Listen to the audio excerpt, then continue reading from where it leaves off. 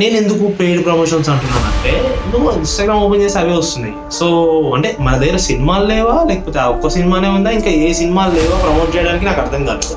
So పోయి మలయాళంలో language లో చూసి మరీ వచ్చి తెలుగులో ప్రమోషన్ చేస్తున్నా అంటే మలయాళం సినిమాలకు మాత్రం డెఫినెట్ గా ఓవర్ హైప్ ఉంటుంది మన దగ్గర నుంచి. సినిమా క్రేజ్ పెంచుకోవడానికి హైప్ అనే పదాన్ని యూజ్ చేస్తాం అన్నమాట మనం జనరల్ గా. ఏ సినిమానైనా సరే ఎలాంటి ప్రమోషన్ చేసినా కానీ, ఎంత హై లెవెల్ ప్రమోషన్ చేసినా కానీ మౌత్ టాక్ అనేది చాలా ఇంపార్టెంట్ సినిమాకి. ఐ మీన్ రివ్యూస్ అనేది చాలా ఇంపార్టెంట్.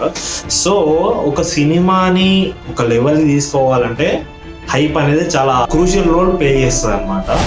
సో అలాంటి విషయాల గురించి నేను ఇప్పుడు ఏం మాట్లాడట్లేదు. ఒక సినిమాని కొంచెం హై తీసుకోవడం దాంట్లో పెద్ద విషయం ఏం లేదు అందులో. ఇప్పుడు ఏ విషయం గురించి నేను మాట్లాడుతున్నానే దాని గురించి వస్తే, ఒక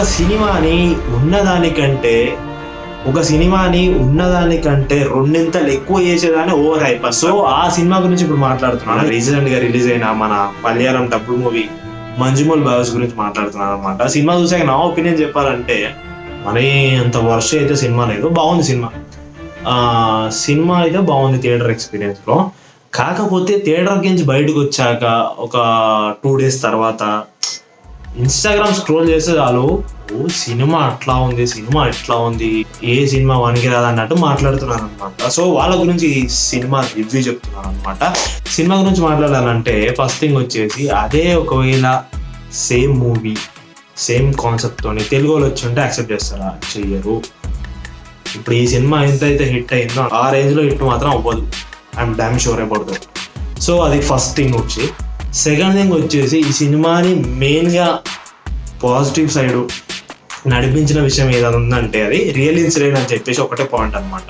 ఆ పాయింట్ని బేస్ చేసుకొని సినిమా ఉంది కాబట్టి మనలో ఇట్లోని విషయాలు బాగా చాలా ఆసక్తి ఎక్కువ కాబట్టి రియల్ అంటే చాలు వాడేస్తాం, మనకు తెలుసుగా, అట్లా వెళ్ళిపోయినాం మనం సినిమాకి. అండ్ ఇంకొక విషయం ఏంటంటే, మన వాళ్ళకి మన ఇండస్ట్రీ కంటే పక్క ఇండస్ట్రీ మీద ఎక్కువ అది ఉంటుంది అనమాట. అది ఏ సినిమా రాని, అది చిన్న సినిమా రాని, అది పెద్ద సినిమా రాని, ఏ సినిమా అయినా కానీ మనలో చాలా ఎక్కువ ఇంట్రెస్ట్ ఉంటుంది అనమాట. సో అలా ఈ సినిమాకి ఇంకొంచెం హైప్ రావడానికి ఇది ఒక కారణం లాగా అయింది అనమాట. అండ్ బాగానే ఎక్స్ట్రా తింటున్నారా. అండ్ ఇంకొక ఫోర్త్, ఇది చాలా ఇంపార్టెంట్. ఇది ఏంటంటే సోషల్ మీడియా ఇన్ఫ్లుయెన్సర్స్ అనమాట. నాకు తెలుసు, బాగా గుర్తుకుంది నాకు. సినిమా రిలీజ్ అయ్యే ఒక 1 week 2 weeks బిఫోర్ నుంచి వెళ్ళి పెయిడ్ ప్రమోషన్ స్టార్ట్ అయింది. అంటే అది పెయిడ్ ప్రమోషన్సా లేకపోతే వాళ్ళ జెన్యూన్ ఒపీనియన్ చెప్తున్నారా నాకు తెలియదు. కానీ నేను ఎందుకు పెయిడ్ ప్రమోషన్స్ అంటున్నానంటే, నువ్వు ఇన్స్టాగ్రామ్ ఓపెన్ చేసి అవే వస్తున్నాయి. సో అంటే మన దగ్గర సినిమాలు లేవా, లేకపోతే ఆ ఒక్క సినిమానే ఉందా, ఇంకా ఏ సినిమాలు లేవా ప్రమోట్ చేయడానికి నాకు అర్థం కాలేదు. సో వాళ్ళ జెన్యూన్ ఒపీనియన్ చెప్పాలనుకున్నాను. కానీ అంటే పోయి మలయాళంలో లాంగ్వేజ్ లో చూసి మరీ వచ్చి తెలుగులో ప్రమోషన్ చేస్తున్నారని కొంచెం పెద్ద విషయంలోకి అనిపించింది. అంటే ఇలాంటి సిచ్యువేషన్ మనకి ప్రేమల సినిమాకి జరిగింది అనమాట. సో థియేటర్ ఎక్స్పీరియన్స్ లో బాగుంది సినిమా, లైక్ లవ్ టుడే లాగా ఉంది సినిమా. అండ్ క్రేజ్ గురించి మాట్లాడుతున్నాను. సో అటు నుంచి వచ్చేసి ఇప్పుడు ఓటీటీలో వచ్చేటప్పుడు సినిమా అంతా ఓవర్ హైప్ అని చెప్పేసి ఇప్పుడు మనం అంటున్నాం. సో ఏది నిజం ఏది అబద్ధం అనే దాని గురించి పక్కకెడితే, సినిమాల్లో మలయాళం సినిమాలకు మాత్రం డెఫినెట్గా ఓవర్ హైప్ ఉంటుంది మన దగ్గర నుంచి. సో అది ఎందుకు జరుగుతుందని చెప్పేసి మనకైతే తెలీదు, తెలుసుకుందాం.